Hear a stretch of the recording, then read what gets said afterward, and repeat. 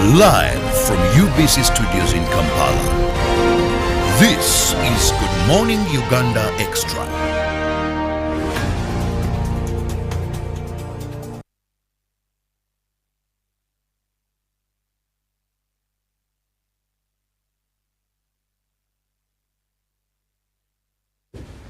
A lovely morning to you, and thank you so much for keeping it with us here on UBC TV. Welcome to Good Morning Uganda Extra, which is an extension of Good Morning Uganda, the show that starts at exactly 6:30, and we continue with Extra. Welcome back from sports and, of course, the agenda, where we had the chairperson of the Uganda Human Rights Commission. Now, I'm with the old folks, that is Felix Nkunda, with whom we are going to be discussing issues regarding culture, morals, and the law in our education system. Now, children have reported back to school, but there's so much in this time, there's so much confusion. Which direction should we take? Should we uphold to our cultures and norms? Should we stick to what the law says? Or should we say, well, it is what it is? The old folks always tells me that, you know what? Something that is morally right may not be legally binding. And something that is legally right may be morally even wrong. So we want to look at this more so when parents, the entire country is now caught up in this issue of the LGBTQ. Now there's also a Q that has been accepted, the queer. So this is what we want to be discussing as schools reopen. Many parents are taking back their children to school. Recently there's a clip I saw where the Deputy Speaker of Parliament, Honorable Thomas Tayewa, was saying, there's a committee, but what I'm getting, the reports I'm getting, even before we have a final report, are very scaring you people. He was on the floor of Parliament saying, members, reports I'm getting from the doctors are very alarming. Many children, many people are suffering and are dying. Welcome, Felix. Well, hi, Bob. How are you? I'm very good. It's good to see you again. It's very interesting having you on set.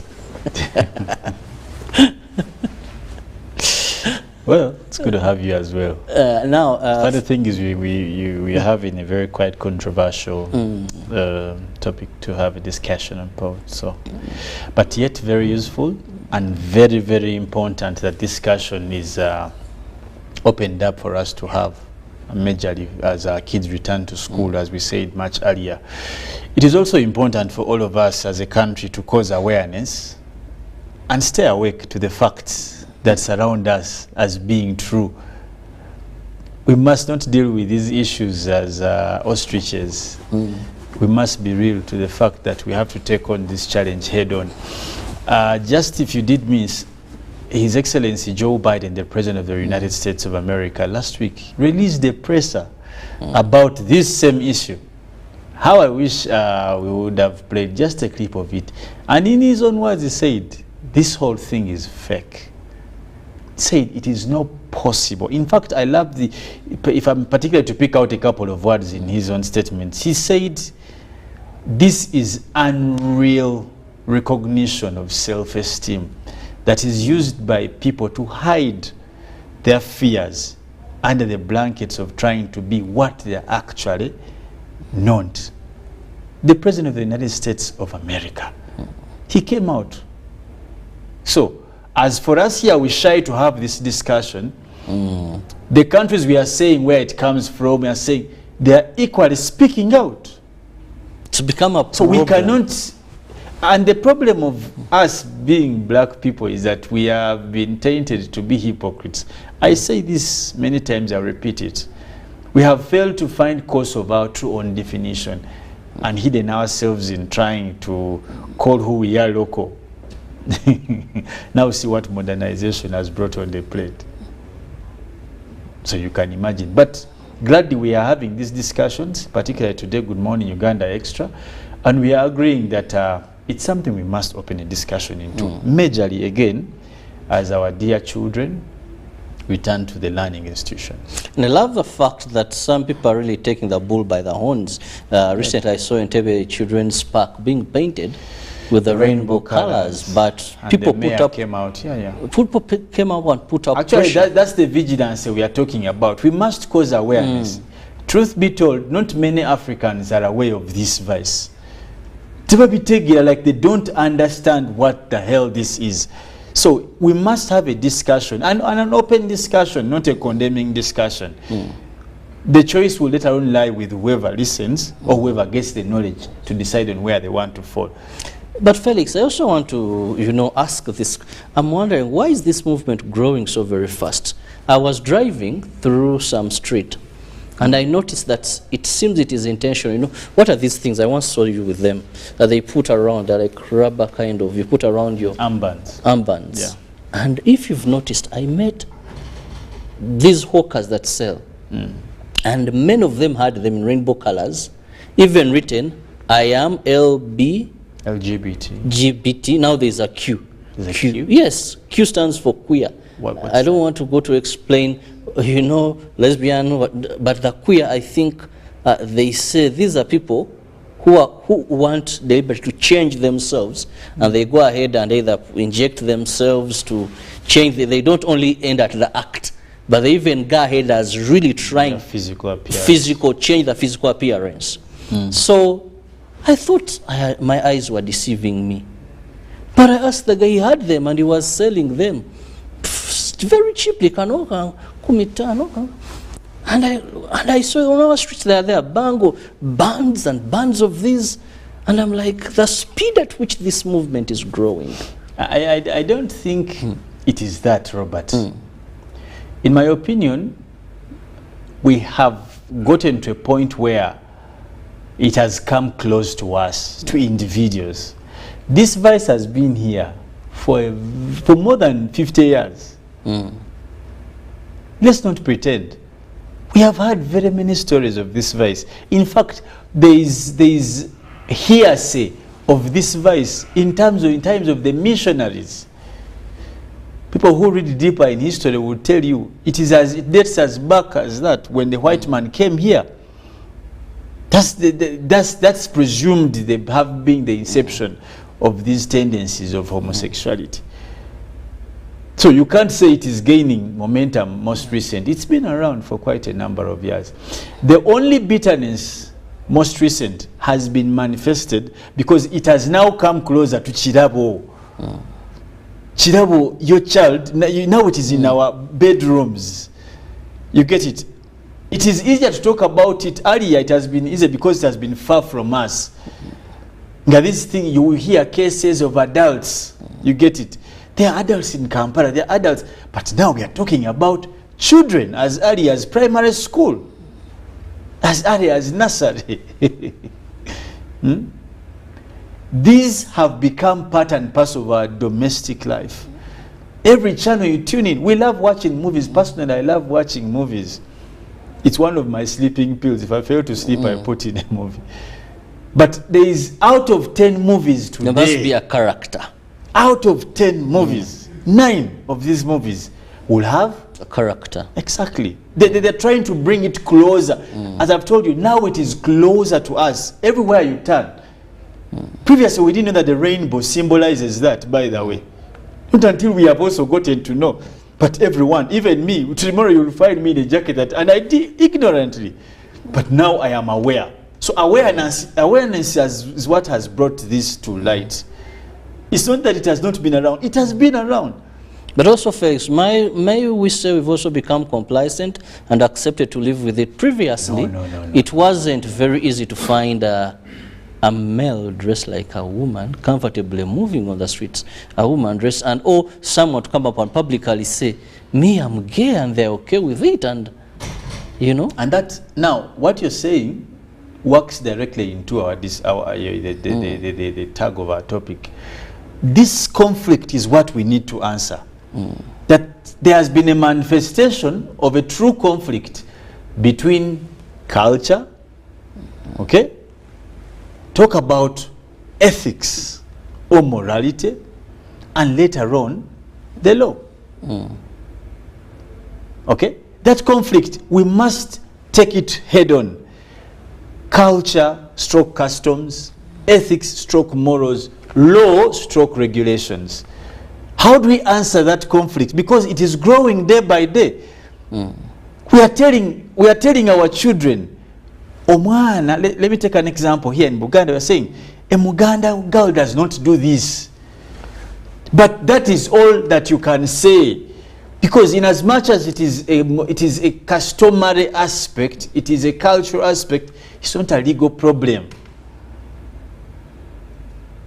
Chirabo is telling the daughter, don't move on the streets of Kampala naked, half naked. Kubanga obuwangwa, our culture, our customs do not accept that. But Felix, the law man, is saying, come on, that is her right. And you can't sue her for that. What are we doing about answering the conflict between culture, customs, morality and ethics vis-a-vis the law? And the law. How is the law aiding the implementation of customs and ethics? But shouldn't that be the origin of the law? Today, Uganda has failed to enact a specific law about homosexuality. But we are saying culturally, morally, this is wrong. And that's all we can say. They're hiding under the auspices of the penal code, about I think Article 200 and something. That is hiding under unnatural offenses. But is that enough? What are we shy about enacting a law to enforce the morality and the customs? And that speaks to the many behaviors we see today. I've given you one examples. When you talk about what you want to call it being complacent, but it's not that. It's about the fear to confront. Because the law stands, if you're going to do a pyramid approach, the law will stand at the center, up. Then you'll have customs and morality and ethics on the other side. But we must have an activating, an enabling environment. Can you beat, for example, can you imprison someone for dressing badly? But how many rape cases have emerged from? Go to schools. Because the topic is about now schools, kids returning back to schools. What are we doing to aid schools as kids return to avoid some of these behaviors and mannerisms? What is our role? What is the role of customs? What is the role of ethics? And later on the role of the law? Are they working together for the good of that? As schools go back to, as kids go back to school, what have we done? Because now we know the problem. And the highlight is that out of 10 schools, 8 of these schools have these tendencies. Now it is a fact. Don't pretend. And the worst bit is that schools are hiding because they fear. Until some brave parents, you saw something to do with voodoo. Even the minister came out and put an inquest in the same. You saw what was happening when the kids same school in Namugongo. What's the name? Vienna College. Yes. I think they had promo, something in the party. And they were taking photos, girls is my boyfriend. But who is talking about these things? Now, Felix, let's go a bit more specific in schools where it is believed that these are becoming recruitment centers that deliberately someone is funding, deliberately someone is ushering, indoctrinating our youngsters into these acts. Now, this is a very difficult area. One, these are young people. If they learn these habits, it may mean they will be preachers of the same. And if they learn at an early stage, then now you've planted a seed that will be very hard to uproot.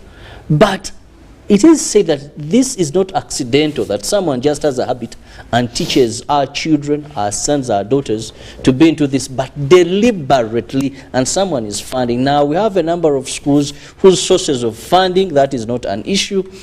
Some you will hear, so and so funded by this, so and so funded by this.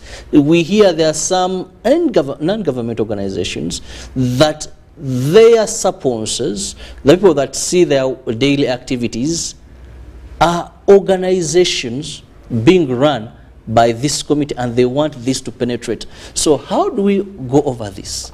No. One of the biggest things, or the biggest gift you can ever have in life is knowledge. Awareness. But once you have the knowledge and you want to act like you don't have the knowledge or you're not aware, that is what qualifies you to be an idiot. And our societies are conceding to becoming idiots because we have the knowledge. As I've told you, this is not a creation of today, Robert. Even when we were in school, some of us, these things we used to hear. And there are schools that are known. But what are we using the knowledge we have for? Good Morning Uganda Extra will have this discussion. How many other TVs are accepting to have this discussion? As I've told you, not until it is your problem. Or actually, it could be your problem, but then until it is known. People are using the advantage of not being known. What do we do? Let's agree to have this discussion. What are the causes? You're talking about funders. Not all those people are lured because of funds. Because if that was the case, that would be another job. But are all homosexual people rich? So, do you think the problem now is the money and funding? There is a word used which is recruitment. This is a systematic move. It is systematic. It may have no inclination towards money, which may be there, yes, but it is not an direct inclination, no. First and foremost, let's be honest. Some people are even lured into these things without any person recruiting them. But because the information is available there for them to see. I've told you for kids, monkey see, monkey do. How are you going to convince a child that this is not right? But all of the cartoons all over, the books in schools, the movies. What's more, there are some churches that have come out to ordain this act. So how do you, as a congregation, where do you stand? Do you believe some parts of the church and others you don't want to? That's why I'm saying this must be a general conversation that we must stand together as a country. The schools are on the spotlight recent, but before you know, by the end of this year, we shall have other institutions. People have talked about NGOs. Yes, for them where this is something you're ready to promote. If you can't, we have also talked about political parties. You know, people are scared to talk about politics in this country because when I talk about, but we know some political parties have been inclined towards such fund. The money they are using to operate their to run the government, the ministries that offer visas in this country, why don't you do background checks? For us, when we are traveling elsewhere in the world, they want your birth certificate, they want your bank statement, they want your letters of recommendation, they want to know your faith. Why don't you do these things? Why are you letting these people come into the country to do? Because for them, they don't hide. Like, again, it brings us back to the aspect of having a total approach and centered approach towards this. Kids are returning back to school. These are unanswered questions, as a matter of fact. What are we left with? For example, what much can schools do? What much can parents do? What much can government do? It's a tripartite approach to this struggle. Everyone should do their role. Awareness must be one of the things we put on front agenda if we want to eliminate this vice. Secondly, taking into cognizance that in as much as we don't want this, some of us say we don't want, there are people who are benefiting out of it. The monies? Many. You look at the number of Ugandans in the diaspora who have gone on tickets of homosexuality. Yes. You will count and you are being persecuted, this, that. So they are beneficiaries. And even when we have these talks too, they still remain beneficiaries. They are beneficiaries. It's now we are haunted, we are persecuted, we need safe haven. They will quote such shows that on a show, maybe on BBC, people were talking against, so we don't feel safe, all these things. So when you want to look at the people who are benefiting, also take note of that. And this is now an institutional problem as government. Why do you offer visas to people who are coming here if you know their description? Because they have told you. You You get the point? You know the NGOs or the institutions or whatever, non-government, that are funding these people. Because for them, and the beauty about them, they don't hide. For them, they're interested in you knowing. You get the point? So, as students go back to school, have we answered the most relevant questions about these conflicts? No. No. What's the threat that comes with that, Robert? One, we have lost identity, and I want to deal with them singularly. We have lost identity. One, cultural identity or customary identity. We don't know who we are. Culturally and culturally and customarily, we have lost identity. One will tell you, Felix, don't be a person in analog, we're in digital. And let me give you some of the evidences of that. When you go to schools today, and I challenge all of you parents listening, just ask for a class roster. Is it roster or rota? Whatever it's called, a class list. From P1 to about P7, yeah. Look at the names of these children. That's the beginning of how much customary or cultural identity we have lost. Let's start with the smallest things. Today, we no longer feel it important to name our children reflecting their cultures and customs, because we believe more in what the Western world has taught, or sort of like, you'll find names. Pretty Nicole. Thank you. Queen Kafta. That now, baby, those are you go. And I challenge all the parents, just ask for a class list of your child. David Beckham, Thierry Henry, Mawanda. If you may find, then you find the Mawanda somewhere there. For example, for us in the Catholic Church, you can't go for to baptize a child if the child's name is not attached to Omutukirivu. That one, and for us that's the check, it will not pass. Katigoja kuja ne Pretty Nicole bakubuze Omutukirivu wawa. Musoko mutulage mu Bible. That is for the Catholic Church. I don't know how you Pentecostals do it, or my brothers and sisters, the Anglican and Muslims. No, you name any. Now, what is the relevancy of a name in the life of a person? Those things we don't know. And that's why they may look small, but they're the ones that later on lead us to failing to identify ourselves. There's purpose of lineage. Chovola mu Uganda balanya. You not to forget. Even the Bible, they give you the hierarchy of Jesus. It is very clear. There's a purpose. So when you people come and want to trade civility against knowledge, and that's the problem, that most recently these people the millennials think they understand more than, but there's a reason for you to have a lineage. Chirabo, who's your father? Who's his father? These things are all relevant. For example, it would help us check mannerisms. And someone will tell you, Chirabo, towasa makago, don't marry in that family. I want to have a jajawa we. You get the point? That man was a murderer. There's a reason for but thank you. They have suicide challenges as a family. Now, today, conflict of culture, because culture is no longer something we want to trade. People feel shy to identify themselves by where they belong. Because once you fail to understand who you are, how do you know what you live for in that culture? Can you imagine in Uganda, people will say that this chaff kamile obyachikadde. But that is symbolic to respect.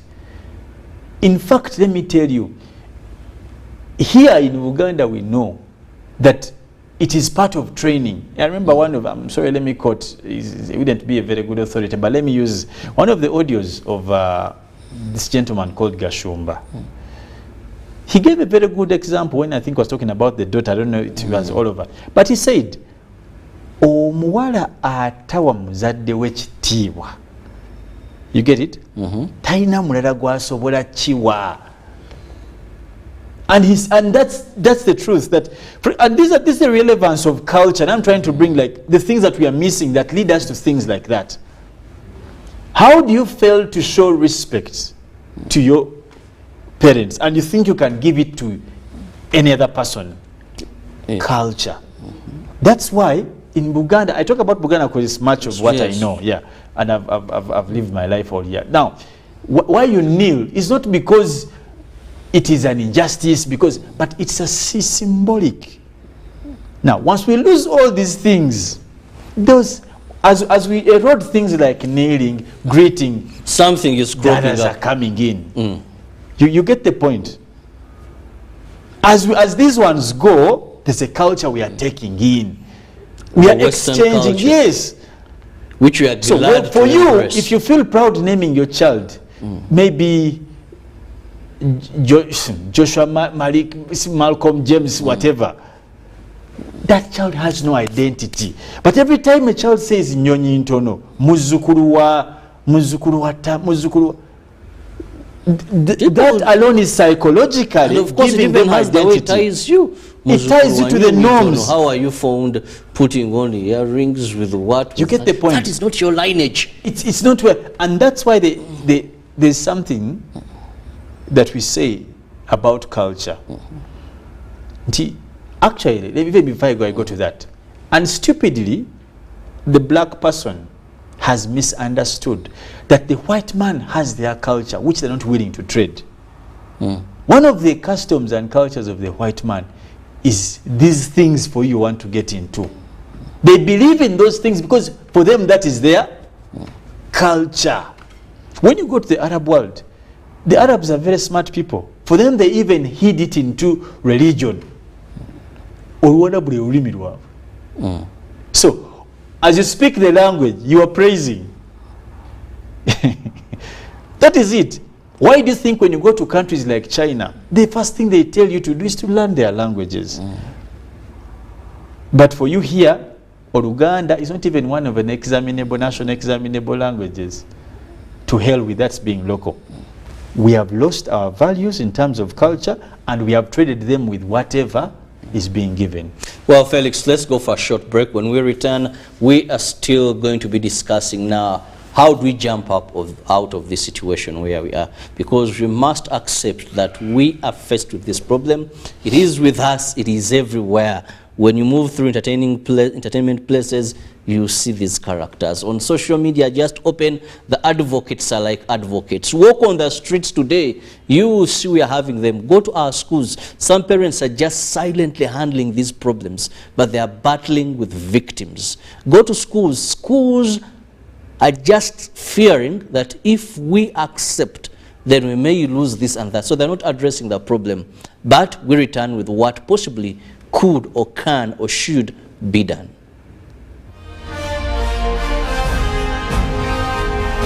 Live from UBC Studios in Kampala, this is Good Morning Uganda Extra. Oh, Susan, I want to propose to Rose. Yes, and this time I am serious. Have you guys had sex? Duh, of course. And have you had sex without using condoms? Hey, Nga, you're curious. I'm more concerned. Are you having sex with other people? Hey, hello. Is this an interview or what? No, just things you should think about. Do you know Rose's HIV status? Okay, this is serious. Should I be worried? It is actually serious. Do you know your HIV status? I think I am safe. Many times we get into situations that put us at risk of HIV. However, the first step to ending HIV is getting tested and knowing your results. It's Time Up HIV. Call 0800-211-046 or text 8080 toll-free for more information about how to prevent HIV. This message is brought to you by Ministry of Health with support from USAID.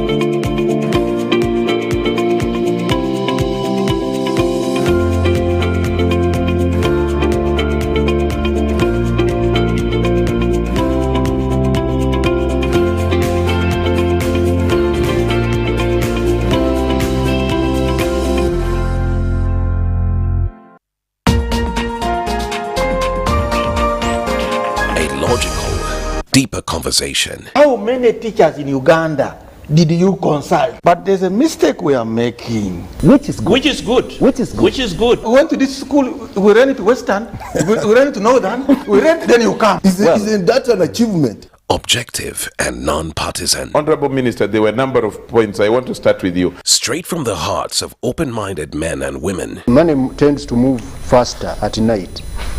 So when people are not counting, Don't take it for granted. Candid and authentic. Because Uganda is not Thailand. That's not correct, and we should stop that kind of mentality. So what I'm saying That's is a trick question. Don't answer. I'm not getting into that. I'm not getting into that. Tell him you speak Luo. I think that's where we are beginning to have a problem. I think what is going to kill the parish model are all the misconceptions on how it's supposed to run. I know that the Prime Minister is listening. Behind the headlines. Charles, let us agree. We liberalized the economy. We are several nations put it together. Why don't you appreciate that? What if it fails? I'm happy And to he's a good lawyer because Amin is not in power. The parish development committee is functional. It is there. That there is a parish chief, that the beneficiary is doing. So we look at expenditure. We don't look at revenue. And that is the challenge we are giving them from Minister of Finance. Your fountain of new knowledge, flowing into the mass body of knowledge. First get the knowledge of Bukedia, how they want to be modernized. Every Wednesday, 10 p.m. on your public broadcaster. You return money to the treasury, which is meant for the people. UBC, inspiring Uganda.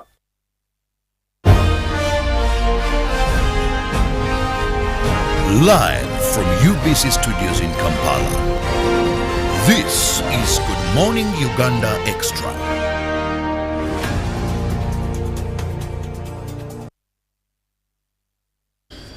Welcome back from that short break, and thank you for being with us on UBC TV. It is Good Morning Uganda Extra. I and Felix Nkunda, we are trying to look at how best can we fight the moral decadency that we are seeing in our education institutions.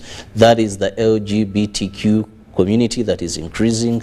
We've had these problems. Parliament set up a committee. We are still waiting for their report, and of course we know that a number of stakeholders are now concerned on how best we can curb, stop, or reduce this. Now, Felix, way forward, because rightly you said we can no longer hide our heads like the ostrich does. The reality is this is a problem facing us. It is with us. So how best do we, beginning with institutions, how do we end this so-called recruitment, deliberate? How do we end this so-called funding? You know, because sometimes these people, they do other things, it's clandestine. You can't easily understand. You see a school, then they have donors, these are catering for orphans, some are teachers, you know.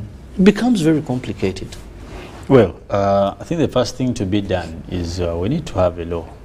We need to agree as a country to have a law. These things of hiding under the Penal Code Act are not being sufficient. In as much as it does talk about unnatural offences, it does not categorically speak about the problem we are talking about. This problem is bigger than just being unnatural. You talked about the challenge of recruitment. Okay, there could be seduction, there could be speech, there could be communication. The law needs to cover all those things. Just as the law came out to cover, if you saw the computer misuse, that when you author this, that's how the law needs to be. That when you write this kind of message, you will be apprehended. When you share this kind of content, yes, public advocacy, away from just the act, there are things that are what we call circumstantial to this act that we need to deal with. Okay? Secondly, Robert, we need the assistance of two institutions. And these I want to very much be concrete in my statements on record. The cultural institutions and the religious institutions. They are pretending like they don't see what's going on. In a few times I have had his Archbishop Kazimba Mugalu. Yes. At least he has been on record in his statements, what he has said and where he has said it. He's on record. Where are the rest? You know, you are true custodians of God on earth. Some of you have clothed yourself in that. But But I want to, I've seen a section of Pentecostal churches have this discussion bitterly, go for them in form of accusing each other, which is not my business anyway. But let's have a sane discussion. Sane. So first is the law. We must have a clear law. This thing of dilly-dallying. You see, people, like the Bible says, you're hot, you're not hot, you're cold, you're neither here nor there. That's the state we are in. But what is the fear? That is significant that we are actually not against it. You get the point? Every time you aga like you would do say, you aga like that's where we are as a country. If we are against it, what's wrong with us coming out to have a law like we have done before? That this would have an impact on our aid. Now, that's the problem. I want to give you an example. When the Archbishop talked about them discontinuing their relationship with the church in Canterbury, should they pass ordaining or presiding over gay marriage, he said immediately, he added, but we need to ensure that the church, we have strong sources of income. So he was like, much as we need, but remember, we get money from here. I remember when you had that later, the bill that was crushed because of lack of quorum, whatever. We are told, and it is evident, that most of our projects, these people woke up and said, because you're discriminating such groups of people, you're not allowing them to exercise their rights, so we hold on to aid. And most of the people believe that even government would have come up solid, passing a law here. It's just having a private member's bill, then table read, then you seek leave. We've seen these things happen in Parliament, Felix. I have been taught, most of the times I advise my friends against taking loans. And I know it's not a good economic advice, but for purposes of life, whoever person you take a loan from, you become their slave. You know you can fail to sleep because Chirabo demands you money. So Chirabo has a lot of power on you. Actually, Chirabo is in charge of your sleep. Have you ever borrowed someone's property? Let's say a car or something. Oh, I've ever borrowed. Like for 2 days? Cars sometimes. And you don't sleep. Sometimes parking. You want to sleep in the car. Because you are a slave. Now, any sensible person would know the next thing for you to do is to get money and buy your car. To detach from this slavery tendency. That is an indicator that Uganda as a country must find a strong footing. Because you can't cut these ties because you are a slave to aid. Then that means you either agree to be part of this. You get the point? So that's a choice we have to make. That's a choice we have to decide as a country and take. We are either for what we believe in or for we are being malliars. You accept to be a prostitute. Whoever has the money will buy. Because anyway, you're out there to sell. But if you want to build a country on norms, a country with standards, a generation that is promising, you can't be that liberal, you can't be that slanderous, you can't be that shallow to say that if I do this, I will not do this. We have been talking about this issue of alcohol. How dare you tell us we can't discuss regulating alcohol consumption in the country because they pay tax? Oh, they explained a lot of contribution to the country's GDP. Again, slave. Are you telling this country then is a slave country to all the things that can't let you change your ways? If the donor community is full of whatever homosexual, and they are telling you, that means we no longer a country. Stop calling yourselves Uganda then, because you no longer belong to who you are. As I've given you an example, the day I demand you money, Chirabo, and you lose sleep over my debt, I own your sleep. You get the point? Anything that makes you lose sleep is owning your sleep. That means you are a slave. That is a task for our leaders, not for you or me. You took charge to run this country. We gave you the mandate. Find solutions to bring this country out of slavehood. Economically, politically, religiously, culturally. Just to mention but a few. That is a duty of any leader. You get the point? That's one of the solutions. So when you're talking about, secondly, cultural institutions, stop thinking that your role is to talk about backcloth, Nyimbe, last funeral rites, burying, kwanjula. Your role is not just about those funny ceremonies you want to hold. Kwambala mbugo, kwambala maliba. No! There's not going to be any cultural institution 30 years from now if you don't secure. Because people not see the meaning. In Uganda is a chinyusi. The gist of culture. What are the things that cultures are anchored on? Let me give a tough example here. In Uganda, we have had complaints about your cultural ceremonies, most recent. But you're keeping quiet. The introductions that have become this is a cultural ceremony. Why are you making, and this is how we go off track, everyone is looking, and then you want to pretend later on that it's...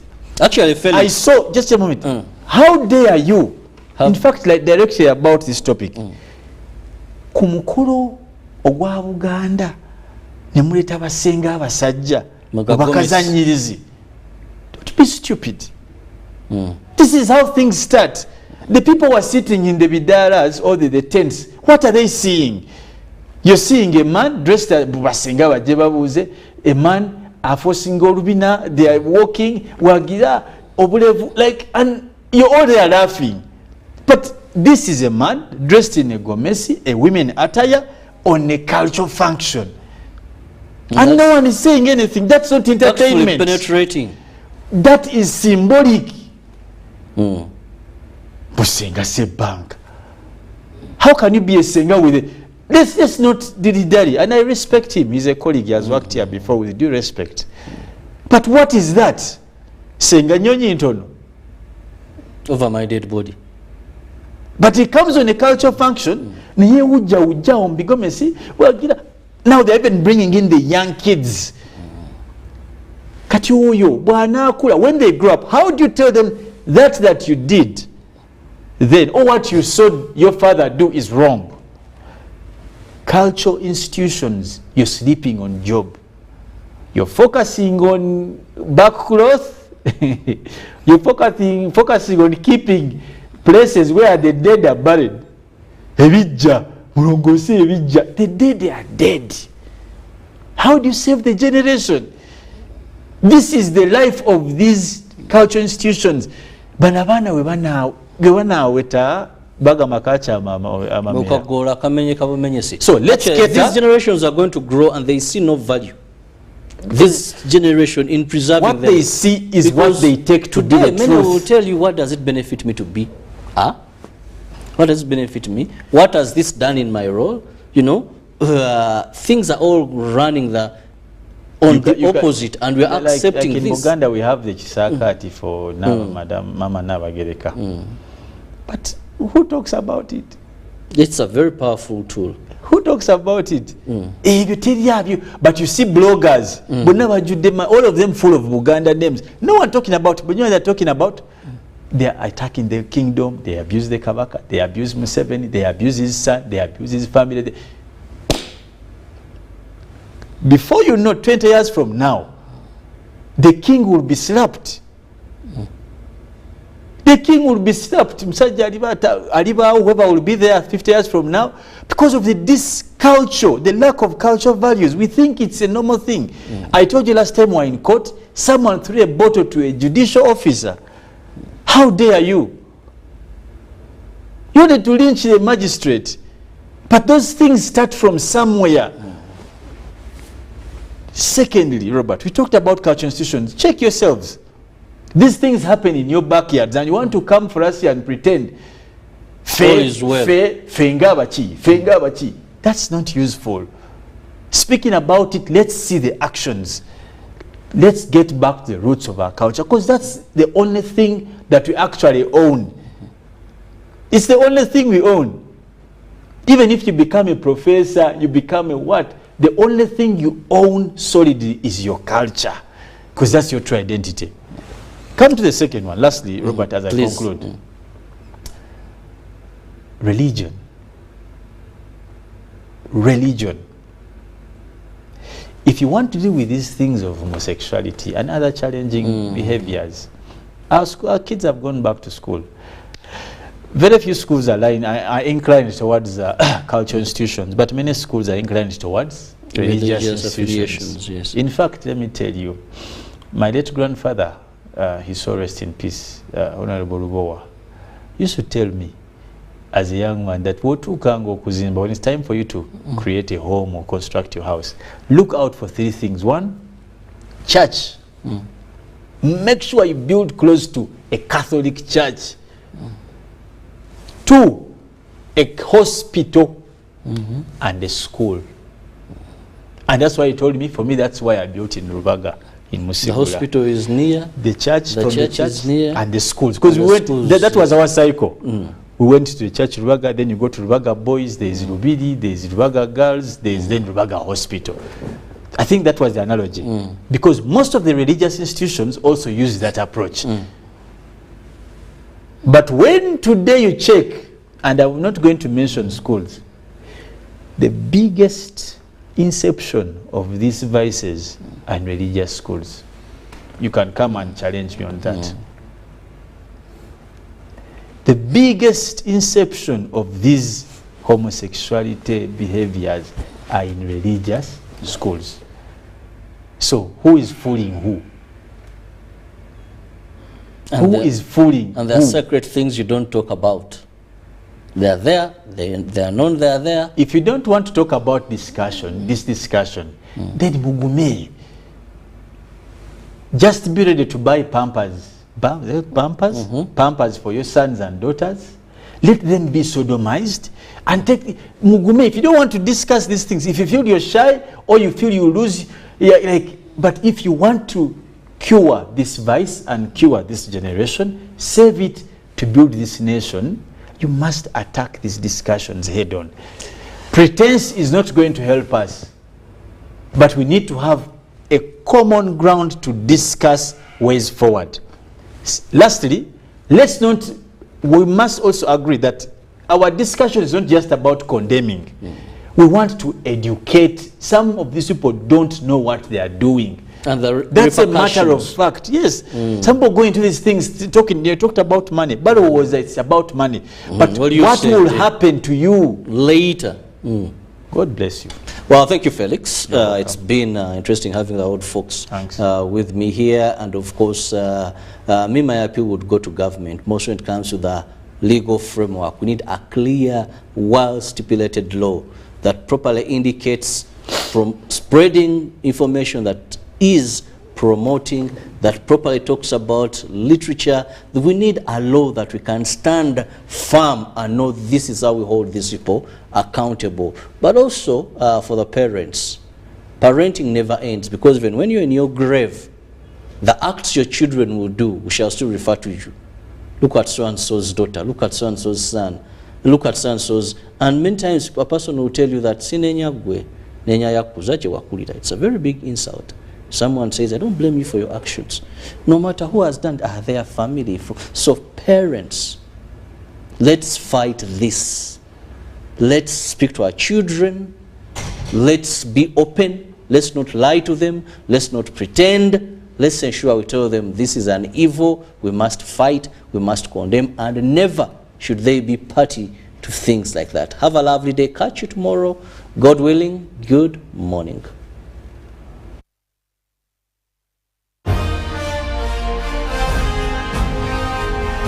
Live from UBC Studios in Kampala, this is Good Morning Uganda Extra. Pick of the day on UBC.